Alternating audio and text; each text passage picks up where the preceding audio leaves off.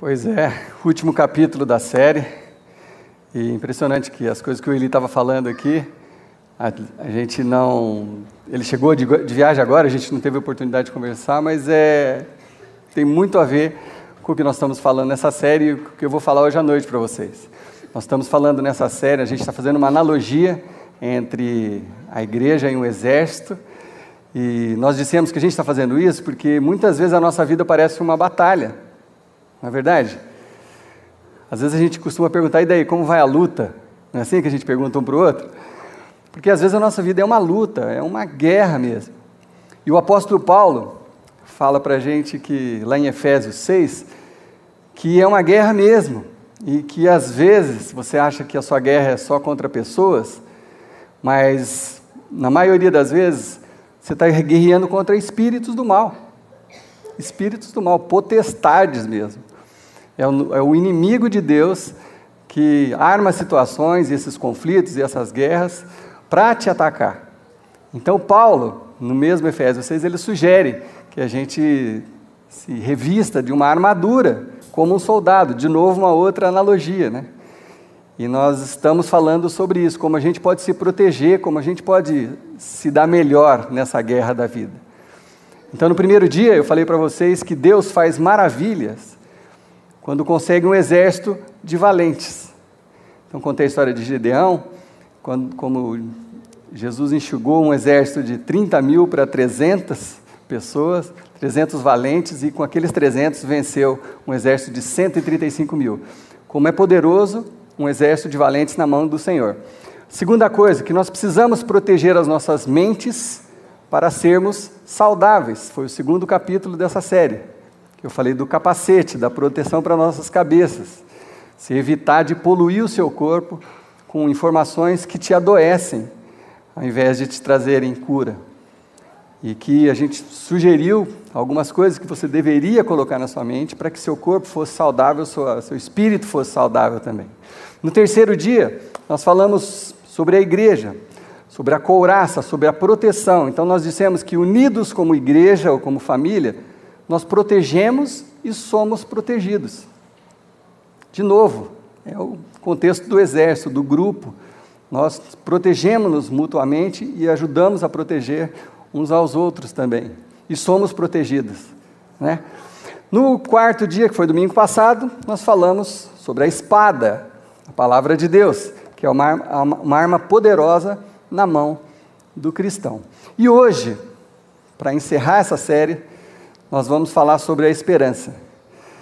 E o tema dessa mensagem é: a esperança tem um nome.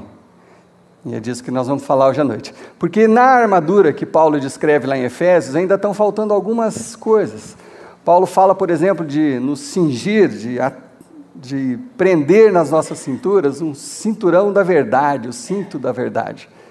Quer dizer, que a gente precisa ficar apoiado, suportado na verdade. Paulo fala do escudo, para nos defender das setas do inimigo. Mas aí, por fim, ele cita uma última parte da armadura, que não parece uma armadura, né? E que até tem diferentes interpretações para isso. Paulo fala o seguinte, lá no versículo 15 de Efésios 6, ele fala assim: e tendo os pés calçados com a prontidão do Evangelho. Esse versículo e essa parte da indumentária de um soldado, ela tem duas linhas de interpretação que, na minha opinião, elas se completam, elas não são opostas. A mais conhecida, que talvez você já tenha ouvido algumas pregações sobre isso, é que as sandálias do Evangelho é para você calçar as sandálias e sair pregando o Evangelho. Faz bastante sentido com algumas outras referências bíblicas, mas tem uma outra interpretação, na qual eu até me apego mais, que é o seguinte: esse calçar, ele não é simplesmente revestir os seus pés, mas ele vai pavimentar. Quando você pavimenta, não é calçamento, quando você firma os seus pés no Evangelho. Essa é a outra forma de ver esse versículo, e é nisso... é a forma que eu tenho a tendência de crer, mais. Se bem que as duas são complementares, porque de qualquer forma você precisa pregar o Evangelho de Jesus Cristo, mas você precisa estar firmado no Evangelho de Jesus Cristo. Mas aí você fala assim, mas o que isso tem a ver com a minha vida, né? E eu espero que isso tenha muito a ver com a sua vida hoje. Mas primeiro deixa eu só ilustrar um pouquinho isso que eu estou falando, essa firmeza nos pés. Eu não sei se vocês já viram uma sandália de um soldado romano. Eu coloquei duas imagens aí, eu trouxe duas imagens para vocês. São duas sandálias diferentes, mas todas elas tinham, como essa da direita, tinham cravos. Você vê que a Bíblia inovou de novo, né? Falei de futebol semana passada, a chuteira já foi feita lá naquela época. Na verdade, esses cravos são para prender os pés e firmar o soldado no chão. Então, por isso que faz muito sentido esse tipo de interpretação, é para você firmar os seus pés no chão, algo sólido. Na hora que você está no embate, na hora que você está na batalha, na hora que você tem que se defender, ou na hora que você tem que atacar, para você não ficar caindo, tendo as pernas tremulando, é para isso que serve essa indumentária. Bom, mas o que isso tem a ver com a minha vida? Eu não vou me vestir disso aí, eu não vou sair fantasiado de soldado na rua. O que isso tem a ver com a minha vida? Eu acho que tem muito a ver com a sua vida.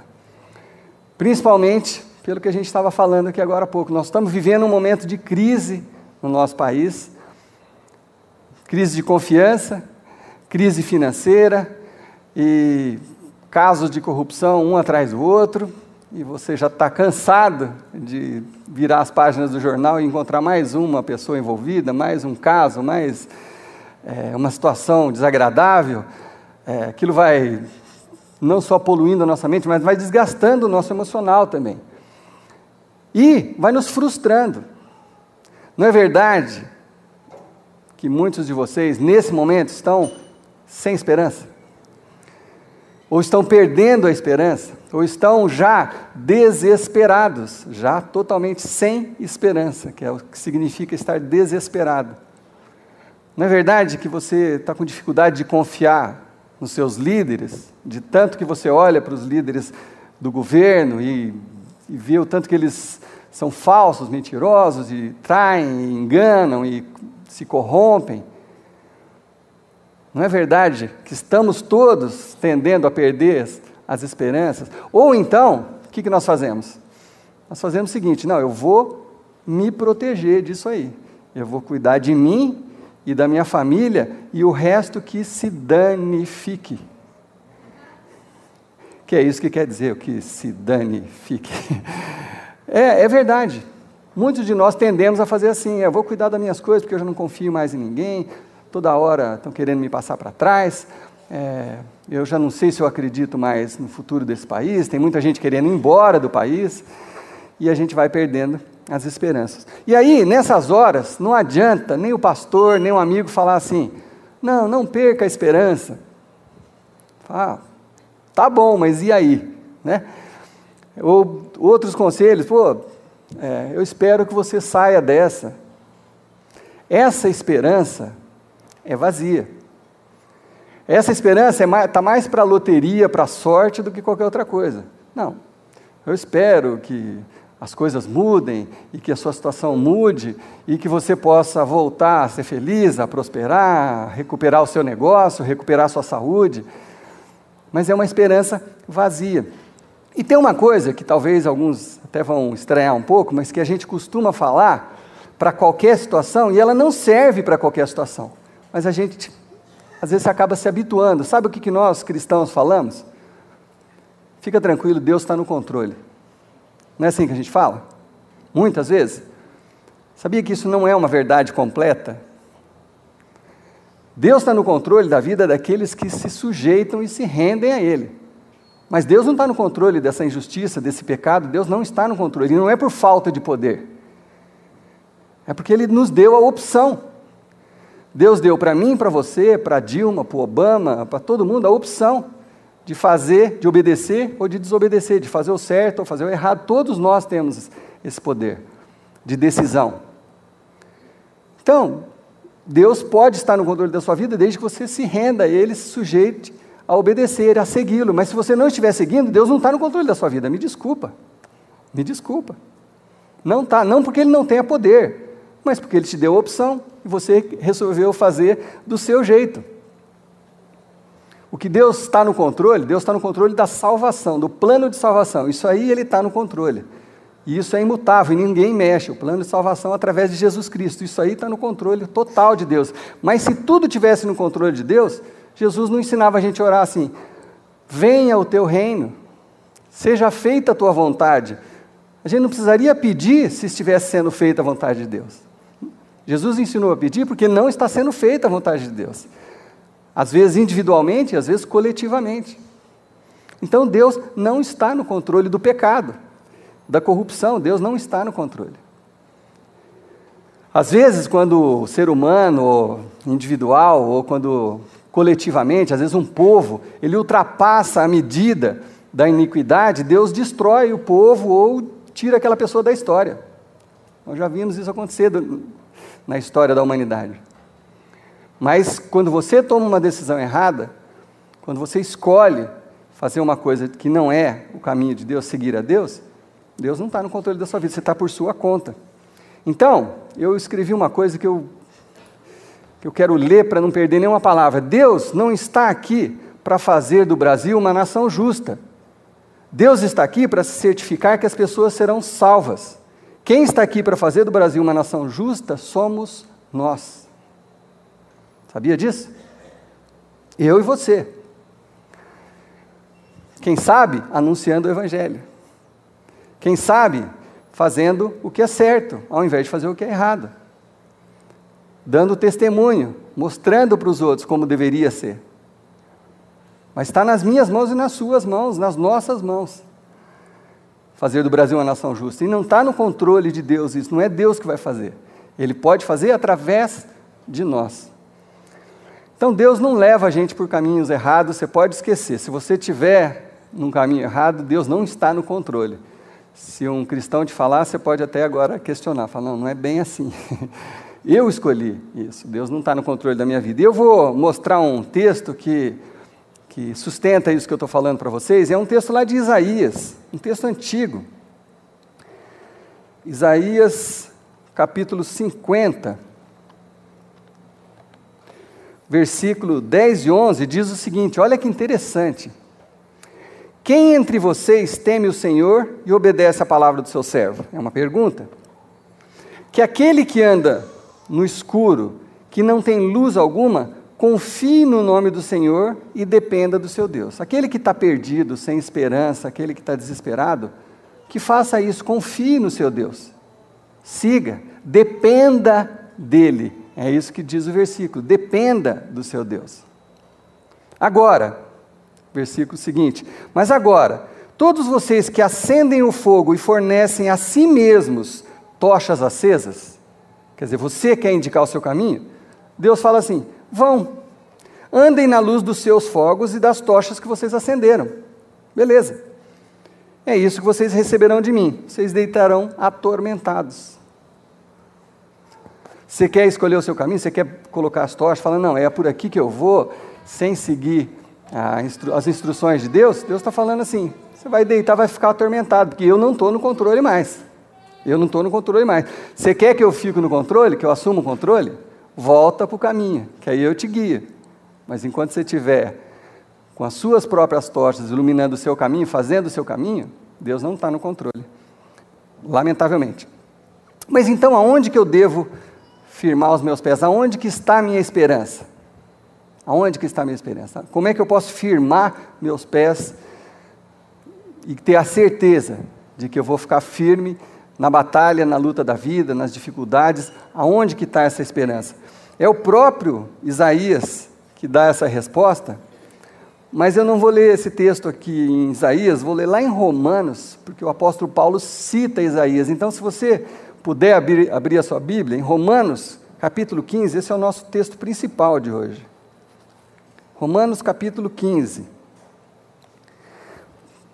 Como eu estava dizendo, Paulo cita Isaías no que ele vai falar aqui, no versículo 12, o apóstolo Paulo. Ele fala o seguinte: Isaías também diz: brotará a raiz de Jessé, aquele que se levantará para reinar sobre os gentios. Estes gentios, que somos todos nós, colocarão nele a sua esperança. Talvez essa pergunta seja mais para os que já são cristãos, ou pelo menos para os que já leram o livro de Isaías. De quem que Isaías está falando aqui? Quem que é? De quem que Isaías está falando aqui? Vou repetir. Brotará a raiz de Jessé, aquele que se levantará para reinar. Isso aqui é uma profecia 700 anos antes da mudança de século, da divisão da humanidade. Jesus, exatamente. Isaías, 700 anos antes de Cristo, está profetizando que um dia isso vai acontecer. Aquele que se levantará para reinar sobre os gentios. E estes colocarão, nós, os gentios, colocaremos nele a nossa esperança. Então, a nossa esperança tem um nome: Jesus Cristo.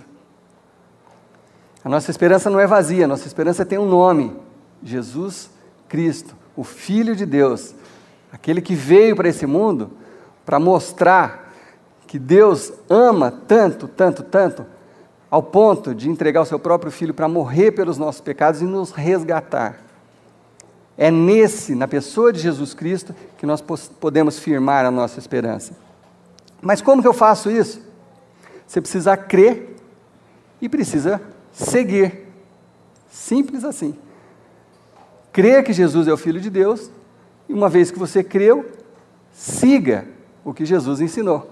Os ensinamentos de Jesus, coisas que nós falamos aqui todos os domingos, que são falados ali para as crianças, que são falados em outras igrejas, os ensinamentos de Jesus Cristo. Creia e siga. Aí sim, você vai encontrar onde firmar os seus pés. Essas são as boas novas que foram anunciadas pelos anjos antes de Jesus nascer, foram anunciadas pelos profetas, foram confirmadas pelas pessoas que viram Jesus pessoalmente, os milagres que ele fez, a ressurreição de Jesus, que foi vista por mais de 500 pessoas. Tudo se confirma que sim, Jesus é o Filho de Deus, é o único capaz de nos dar esperança, é o único que não vai nos trair, não vai nos enganar, não vai passar a perna, não vai se corromper. É o único lugar onde a gente pode colocar nossa esperança. Paulo continua no versículo 13, e ainda mais inspirador. Olha o que Paulo fala: que o Deus da esperança os encha de toda alegria e paz, por sua confiança nele, para que vocês transbordem de esperança pelo poder do Espírito Santo. Parece complicado isso, mas não é. Paulo está falando o seguinte: como uma criança, nós precisamos ter esperança, crer com aquela nova ingenuidade, não a ingenuidade que não viu nada, mas uma nova perspectiva. Depois de ter visto tanta coisa, você recuperar aquela pureza do olhar da criança e viver, e crer nessa verdade, e viver isso. E aí Paulo está falando, é para você viver para que o Deus da esperança os encha de toda alegria e paz. Mas como assim alegria e paz quando está tudo despencando? Simples, alegria e paz para quando está tudo despencando. Porque a hora que está tudo bem, você não precisa você já tem alegria e paz. Quando está tudo certo, tudo redondinho, você está apaixonado pela sua esposa, você está ganhando muito bem, as coisas vão bem, não tem ninguém doente na sua casa, seus filhos são os melhores filhos do mundo, estão na universidade, você já está em paz e já está alegre. Mas isso não é regra, né? Isso é mais uma coisa de televisão. Personagens, né? Que você acredita que a vida dos caras é perfeita, mas não é. A vida de todo mundo tem as suas dificuldades, suas dores. Paulo está falando que essa alegria, essa paz é para os momentos de conflito, para o momento de guerra. No meio da guerra, você pode ter alegria e paz. Mas como? Firmando os pés na esperança que é Jesus Cristo. É o único jeito, o único jeito. Poderia falar sobre outras filosofias, coisas que eu já li, coisas que eu já tentei. Não posso dar testemunho porque não funciona. O que eu tenho visto, não só na minha vida, como na vida de muitas pessoas, é isso: quando você firma os seus pés nessa esperança, em Jesus Cristo, você pode ter alegria e paz mesmo nos momentos de guerra e de dificuldade. É isso que a Bíblia nos promete. Mas quais opções que nós temos? Crer ou não crer? Falei no primeiro capítulo aqui, quais são os polos? Deus e o inimigo de Deus. O inimigo de Deus, ou o não Deus, não crer em Deus, são os polos que você tem todos os dias diante de você para você crer ou não crer. A verdade, a mentira, estão direto diante dos nossos olhos, para que a gente escolha. Mas depende de você. Depende de você escolher crer numa coisa ou não crer naquela coisa e crer em outra coisa.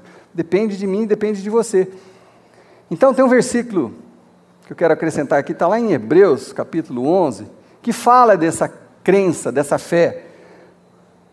O autor de Hebreus fala o seguinte, que a fé é a certeza daquilo que nós esperamos. A fé é uma certeza de onde a gente coloca a esperança. E a prova daquelas coisas que nós não vemos.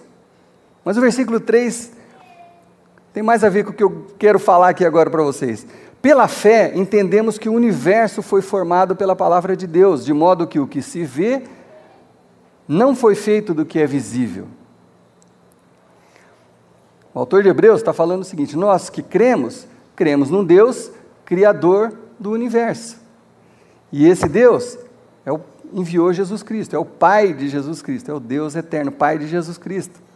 É nisso que nós cremos, e se nós cremos nisso, nós seguimos a Jesus. Simples assim, esse é um lado da questão. O outro lado é você não crer em nada disso, achar, não consigo crer num Deus, eu creio na ciência, eu creio na filosofia, nenhuma tem uma resposta clara sobre as coisas, né? E essa semana eu vi uma foto da NASA, mas muito interessante, que eu falei, eu preciso mostrar para os meus amigos. E falando, uma foto tirada de Marte, mas antes dessa eu quero mostrar uma foto, só de fazendo uma comparação, para vocês saberem onde que está Marte. Tem uma foto dos planetas ali. Marte é o planeta que está mais próximozinho da Terra ali, é o mais pertinho de nós, né? Nosso vizinho praticamente. E aí então, tiraram uma foto lá de Marte, aquela sonda que desceu em Marte, tirou uma foto da Terra de lá. Olha que coisa linda, onde... Estão vendo a Terra, né? Não? Carlos, dá uma mãozinha aí para o pessoal ver. Ó, aquilo é um zoom. Aquilo é um zoom.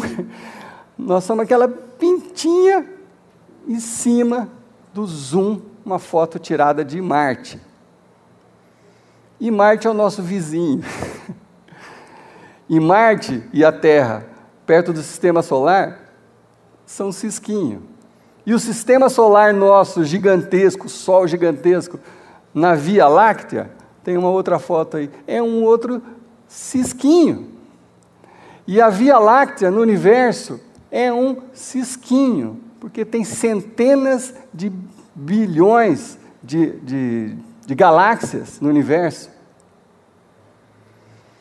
Agora, acompanhe o raciocínio comigo. Como que daquele cisquinho, do cisquinho, do cisquinho, do cisquinho, alguém falou assim, não, eu já entendi o universo, começou do nada, existia o nada causou uma explosão,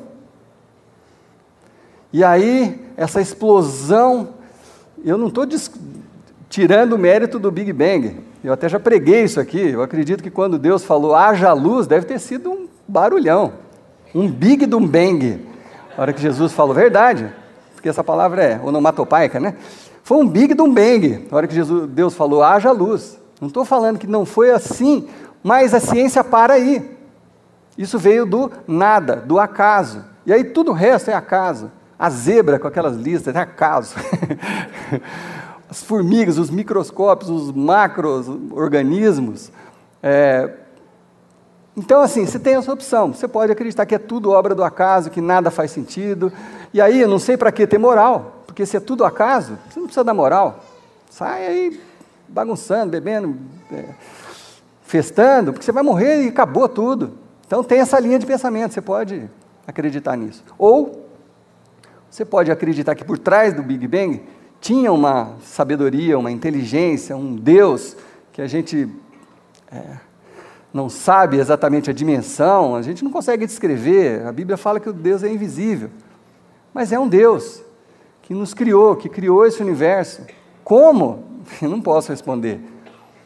A Bíblia responde que foi pela palavra. Deus é aquele que traz à existência as coisas que não existem. Então, se desde sempre Deus traz à existência coisas que não existem, Ele pode trazer existência na nossa vida. Ele pode fazer existir no nosso cotidiano, no nosso dia a dia, coisas que não existem. Ele tem esse poder de criação. Então, são as opções que eu e você temos. Crer nesse Deus ou não crer nesse Deus. Bom,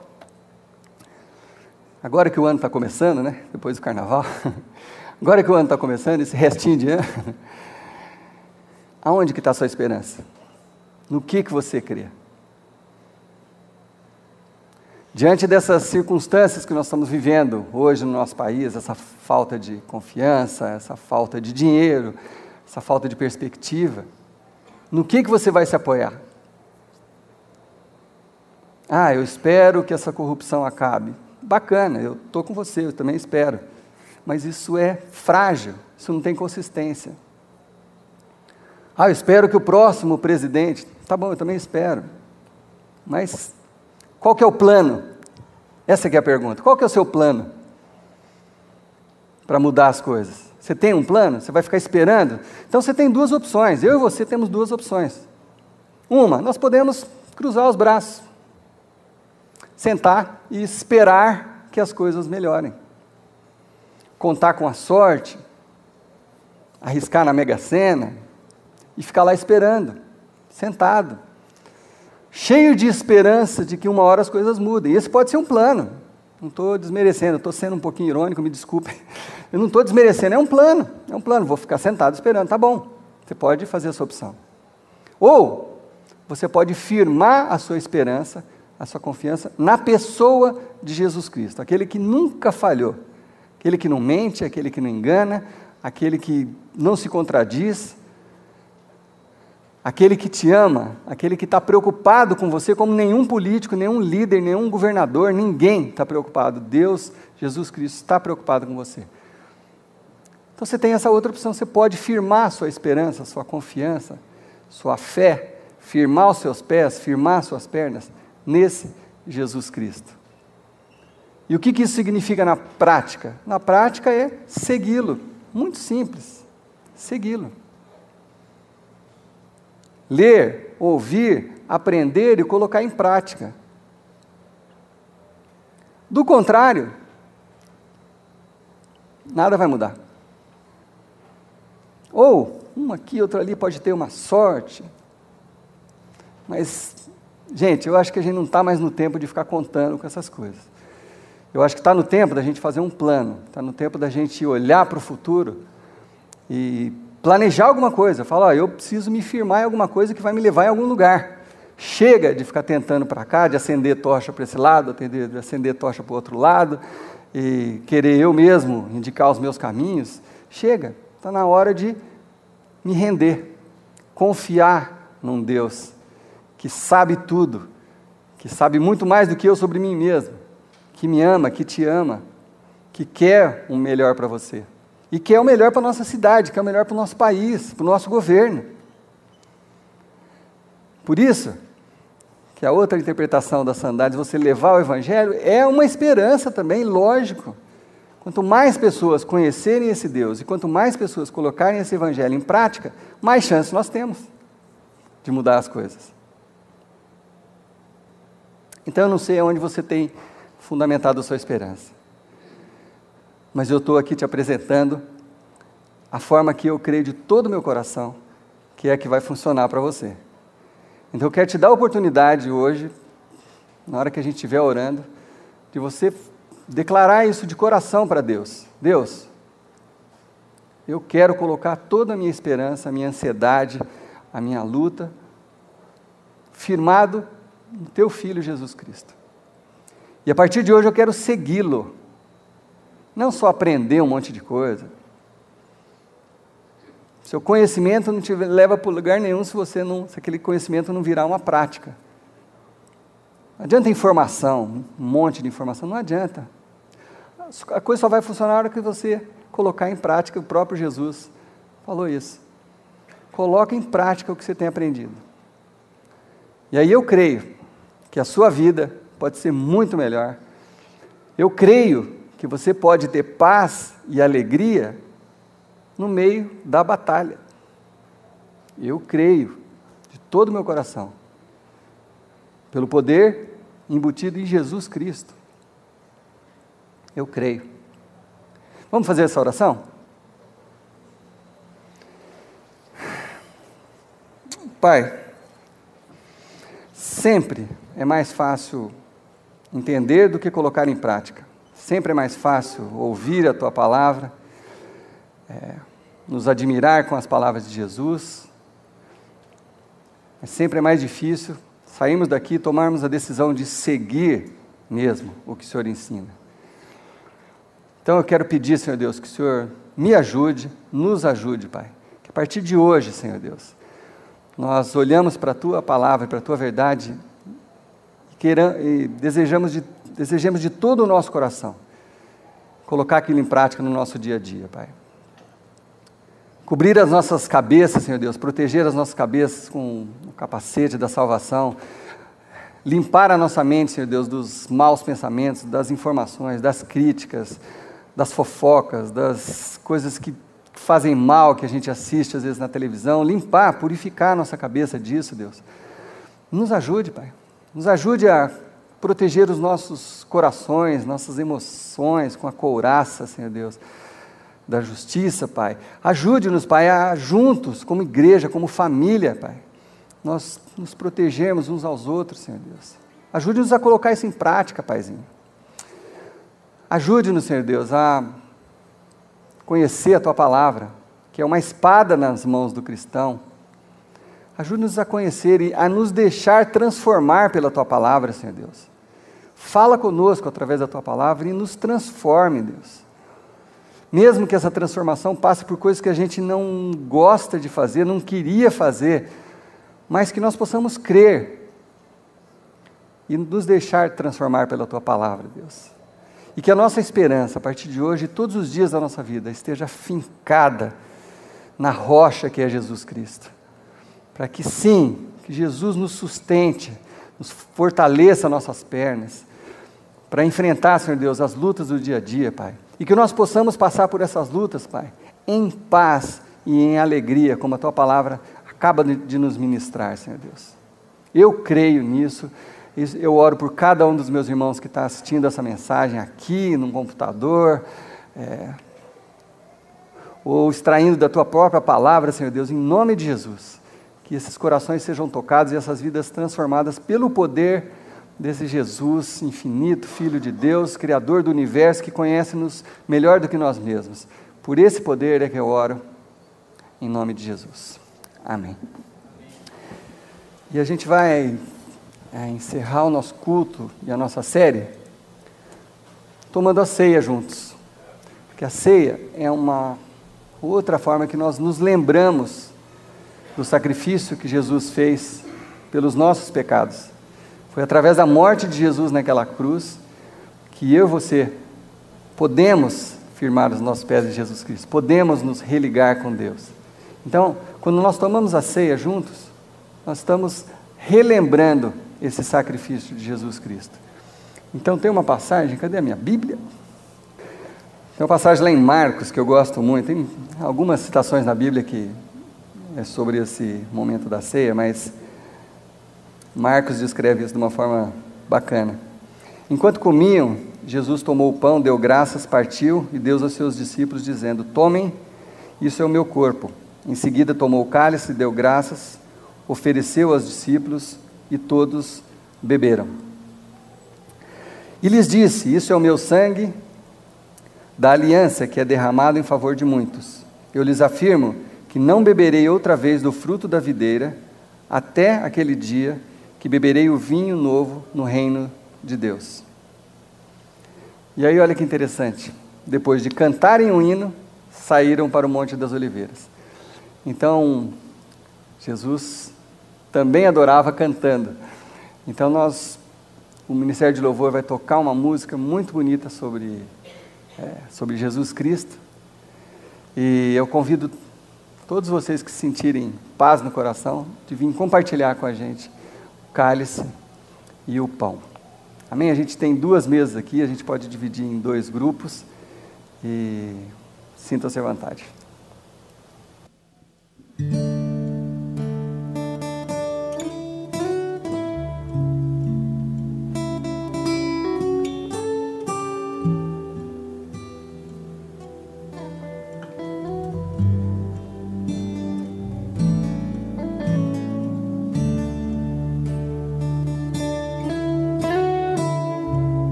Simplesmente a ti me achego, ansiando oferecer algo de valor para abençoar teu coração.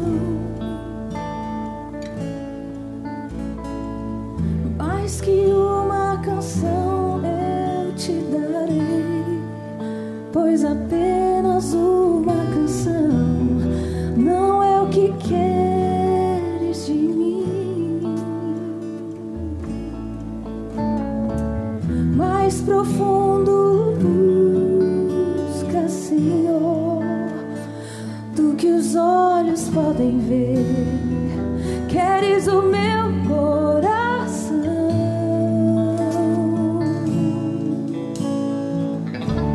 Estou voltando à essência da adoração, e a essência és tu, a essência és tu, Jesus.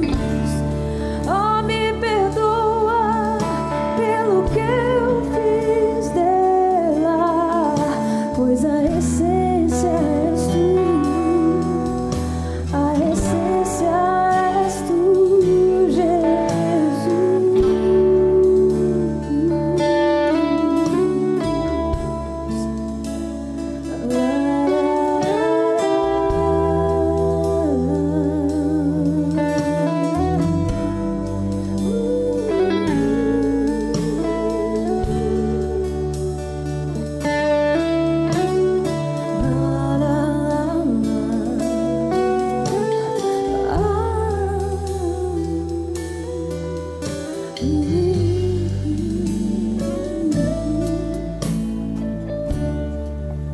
Rei de imensurável valor, ninguém pode expressar o quanto és digno.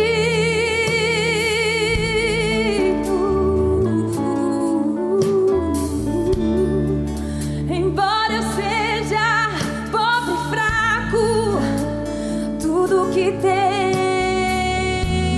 é teu, cada fôlego meu.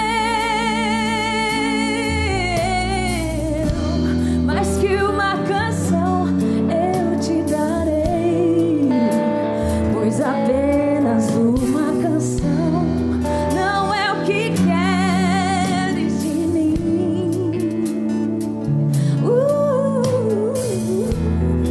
Mais profundo busca, Senhor, do que os olhos podem ver. Queres o meu coração.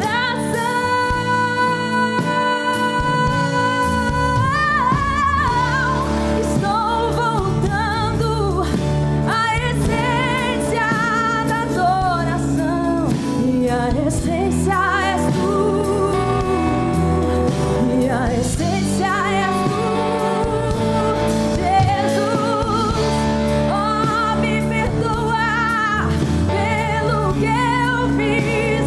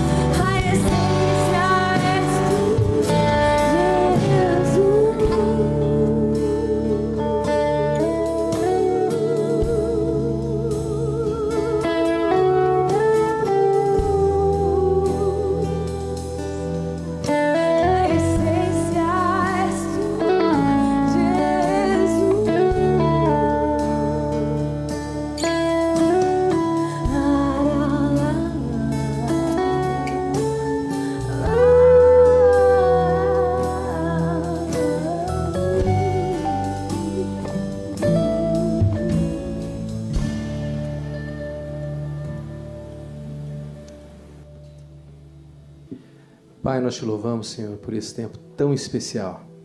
Te louvamos porque um dia o Senhor abriu mão do seu próprio Filho, para que hoje nós pudéssemos estar aqui tendo essa comunhão contigo, essa comunhão com os irmãos e recebendo a salvação que vem de ti, Senhor.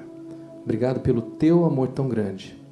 Obrigado, Jesus, pelo teu amor tão grande também, por se entregar por nós, pecadores e que sequer às vezes te levamos em consideração. Obrigado, Senhor, porque o Senhor nos amou primeiro. E nós estamos aqui declarando o nosso amor a ti agora. E declaramos que recebemos essa ceia, que fazemos essa ceia em memória de ti, esperando aquele dia em que nós também poderemos cear junto com o Senhor. Estamos ansiosos por esse dia, Senhor. Muito obrigado por tudo que o Senhor tem feito por nós. Muito obrigado por tudo que o Senhor ainda vai fazer. Obrigado por todos os desafios, por todas as lutas que o Senhor vai nos levar a vencer. Pedimos que o Senhor nos leve agora em segurança, que o Senhor abençoe a nossa semana, abençoe os nossos dias, abençoe as nossas famílias, em nome de Jesus. Amém. Gente, boa noite a todos. Nos vemos domingo que vem com a nova série. Deus abençoe a todos.